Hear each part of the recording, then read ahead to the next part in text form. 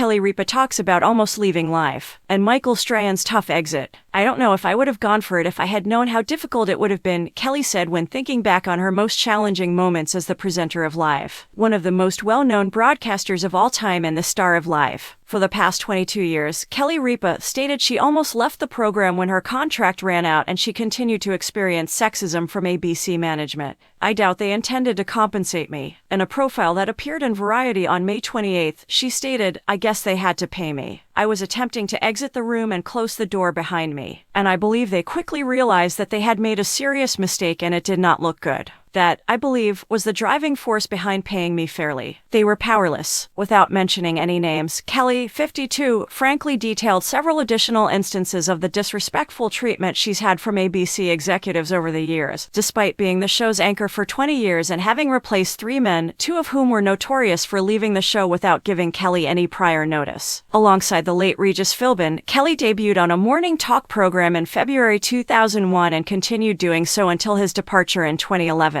He declared his retirement on air. Kelly learned about it for the first time at that moment, when Michael Strahan, who co-hosted with her from 2012 to 2016, agreed to host Good Morning America. The same thing transpired. She didn't learn until after the agreement had been made, and as fans will recall, she took a 4-day break from Live to come to terms with what had just occurred to her. "It was difficult," she thought. "I'm not sure if I would have pursued it if I had known how challenging it would be. I simply believe that, in that circumstance, my ignorance served as both a godsend and a superpower for me. It was not an easy time for me." The treatment of Kelly goes much beyond abrupt host alterations. She admitted that, in contrast to her male counterpart, she had to share a bathroom with the entire production crew and the studio audience. "I have to wait in line because there is a studio audience of about 250 people. Waiting in line was incredibly taxing, especially while I was pregnant. I have to host the program, so I'm still in line." She also alleged that she had to struggle for a good office that was saved for managers and potential male co-hosts. She helped run the most watched syndicated talk show on television while working for years out of a janitor's closet.